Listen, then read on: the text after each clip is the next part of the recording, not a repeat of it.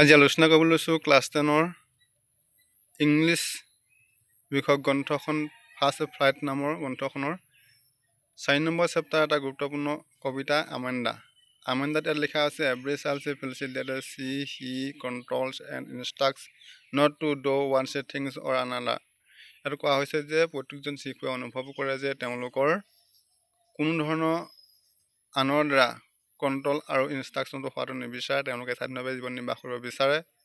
U too may feel sit that your freedoms is curtailed, তুমি অনুভৱ কৰা নাই তোমাৰ স্বাধীনতা কোনোবাই কাঢ়ি লৈছে। Right down the some of the things you want to do but your parents alert do not allow you to. কথাটো কোৱা হৈছে কি যে তুমি মনেৰে কিবা এটা কৰিব বিচাৰা বা তুমি কিবা এটা কাম কৰি ভাল পোৱা, কিন্তু সেই কামটোত তোমাৰ জ্যেষ্ঠজন বা পিতৃ মাতৃয়ে তাত বাধা প্ৰদান কৰে। To read the poems aloud from the paired is readings alternate standard you are in for a surprise. অৰ্থাৎ এই কবিতাটোৰ জোৰকৈ পঢ়া যে ইয়াত কিবা এটা ষ্টেণ্ডাৰ্ড আছে আৰু ষ্টেণ্ডাৰ্ড সেই সম্পৰ্কে আলোচনা কৰা হৈছে, তোমাৰ ছাৰপ্ৰাইজ অনুভৱ কৰা হ'ব। ইয়াত লিখিছে ডোণ্টছ বিট ইয়ৰ নেইল আমেণ্ডা। ডোণ্টছ বিট ইয়ৰ নেইল আমেণ্ডা অৰ্থাৎ কৈছে যে তুমি নখ কামুৰি নাথাকিবা। বিট মানে হৈছে কামোৰা আৰু নেইল মানে নখ, তুমি নখ কামুৰি নাথাকিবা।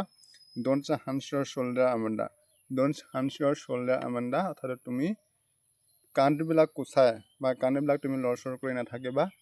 Stop that slouching and sit up straight. কথা কৈছে কি তুমি পিঠি কোচাই নবহিবা, তুমি পোনকৈ বহাচোন, এনেধৰণৰ তেওঁক ইনষ্ট্ৰাকশ্যন দি আছে আমেণ্ডাক কোনোবাই। লিখিছে সেই সময়ত যিবিলাক ইনষ্ট্ৰাকশ্যন দিছে, যিবিলাক কথা তেওঁক আমেণ্ডাক কোনো লোকে কৈ আছে, তাৰপিছত আমেণ্ডাই কিবা এটা কথা ভাবি আছে। সেই সম্পৰ্কে ইয়াত লিখিছে কি দেয়াৰ ইজ এ লেংগুৱেজ ইমাৰেলছে, য'ত এখন লেংগুৱেজ মানে শান্ত, ইমাৰেলছে মানে এখন ডাঙৰ সাগৰ থাকিব, য'ত এখন ডাঙৰ সাগৰ থাকিব। হুৱেৰ দ্য চ'লছ ইনহাবিটেড ইজ মি। ইয়াত কৈছে ইনহাবিটেড ইজ মি, য'ত মই অকলেই তাত বসবাস কৰিম বা অকলে মই থাকিম। এ মাৰমেড ড্ৰিফটিং ব্লেছফুলি, আৰু তাতে কি হ'ব, মই এগৰাকী জলপৰী হিচাপে ড্ৰিফটিং ব্লেছফুলি শান্তভাৱে বা মুক্ত মনেৰে কি কৰিব পাৰোঁ, মই তাতে জীৱন অতিবাহিত কৰিব পাৰিম। অৰ্থাৎ যেতিয়া মাকে বা আনো কোনোবাই তেওঁক কণ্ট্ৰল কৰিব খুজিছে যে তুমি নখ কামুৰি নাথাকিবা, তুমি পিঠি কোচাই নবহিবা, নাথাকি কণ্ট্ৰল কৰিব খুজিছে, তাই সেইবিলাক কথা শুনি তাই আমনি লাগিছে। সেই তাই নীৰৱে কথাবোৰ ভাবিছে যে মই এজন জলপৰী হোৱা ভাল আছিলে, এখন ইমাৰেল লেংগুৱেজ আছে, মই অকলে জীৱন নিৰ্বাহ কৰিব পাৰিলোহেঁতেন, তাতে মই সুখবিলাক পালোহেঁতেন, তাতে মই আনন্দবিলাক পালোহেঁতেন, এনেধৰণৰ তেওঁ মনত ভাবি আছে।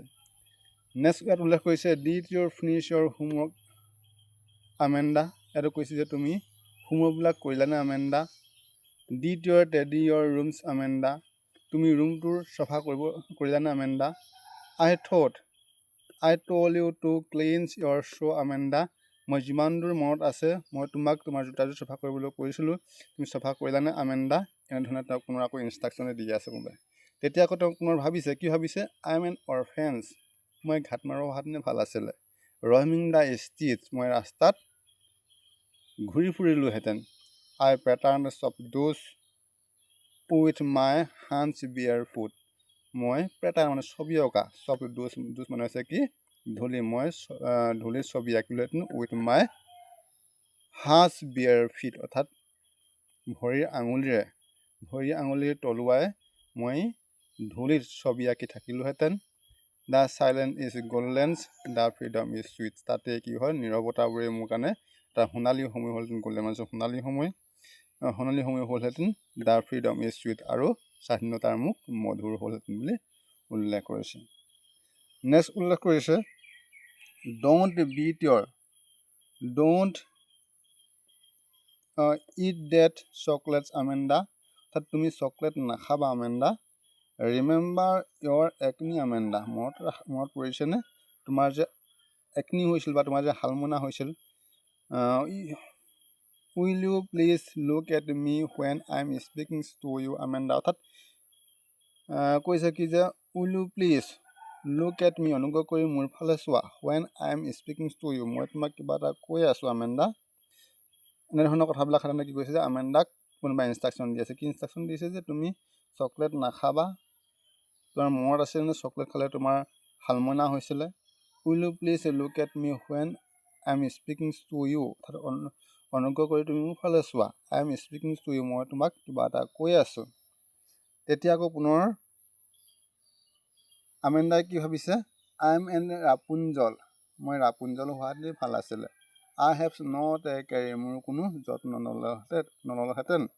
Life in a tower is a tranquil and rare, মোৰ জীৱনটো এটা টাৱাৰ ভিতৰতে কটালোহেঁতেন। ইজ এ টেংকুৱাৰী এণ্ড ৰেৰী, য'ত কি থাকিলেহেঁতেন, নীৰৱতা আৰু দুৰ্লভতা থাকিলেহেঁতেন, শান্ত আৰু দুৰ্লভতা থাকিলেহেঁতেন। I will certainly never light a down my bright a hair, ইয়াত উল্লেখ কৰিছে যে মই কিন্তু কেতিয়াও সেই ৰাপুঞ্জলৰ দৰে মই কি নকৰিলোহেঁতেন, ধৰা মোৰ চুলিয়েদি কাৰোবাক উঠিবলৈ মই চুলিখিনি তলত পাৰি নিদিলোহেঁতেন। মানে এনেকুৱা ৰাপুঞ্জলৰ এটা কাহিনী আছে, সেই কাহিনী ধাৰত কোৱা উল্লেখ কৈছে যে মোৰ চুলিয়েদি কাৰোবাক উঠিবলৈ মই চুলিখিনি কিন্তু টাৱাৰ তললৈ মই পেলাই কাৰোবাক সুবিধা কৰি নিদিলোহেঁতেন। তেনেধৰণৰ কথাষাৰ ইয়াত উল্লেখ কৰিছে। তাৰপৰা নেক্সট দিছে কি, লাষ্টত দিছে stop a that slouching at once Amanda, সেই তোমাৰ এলেহুৱা স্বভাৱবিলাক বা অন্যমনস্ক স্বভাৱবিলাক তোমাৰ এৰা। ইয়ৰ এলৱেজ চ' মুডি আমেণ্ডা, তুমি সাধাৰণতে কি হয়, এটা মুডি হয়। মুডি মানে যে জেদি, তুমি বৰ জেদি ধৰণৰ ছোৱালী হয়। Any ones walls a things that I nag at you Amanda, অৰ্থাৎ যদি কোনোবাই দেখে তোমাক ভাবিব যে মই তোমাক আমনিহে কৰিছোঁ, মই তোমাক অশান্তিয়ে কৰিছোঁ, এনেধৰণৰ কোনো ধৰণে ভাবিব। তোমাৰ সেই স্বভাৱবিলাক এৰা, এই কথাষাৰ উল্লেখ কৰিছে। অৰ্থাৎ আমি এই কবিতাটোৰ পৰা আমি কি বুজিব পাৰিছোঁ যে আমেণ্ডা নামৰ এগৰাকী ছোৱালী, সেই ছোৱালীগৰাকী সাধাৰণতে কি কৰিছে যে তেওঁ এটা স্বাধীনচিতা মনৰ কথা চিন্তা কৰিছে। তাক কোনোবাই বিশেষকৈ তাইক উল্লেখ কৰা নাই যে কোনোবাই তেওঁক ইনষ্ট্ৰাকশ্যন দি আছে, তেওঁক কোনোবাই কণ্ট্ৰল কৰিব বিচাৰিছে। আই থিংক চি ইজ মাদাৰ, গতিকে তেওঁ সেই কণ্ট্ৰলসমূহ বা সেই ইনষ্ট্ৰাকশ্যনসমূহ তেওঁ আমনি পাই তেওঁ নীৰৱে কিবা এটা ভাবিছে যে মই জলপৰি হোৱাহেঁতেন ভাল আছিল, মই অৰফেন হোৱাহেঁতেন ভাল আছিল, মই ৰাপুঞ্জল হোৱাহেঁতেন ভাল আছিল, এনেধৰণৰ কথাবোৰ তেওঁ ভাবিছে। গতিকে কথাটো এইখিনিয়ে পাঠটোত আলোচনা কৰিছে। এটা সুন্দৰ কবিতা হয়, ভাল লাগিল। Thank U.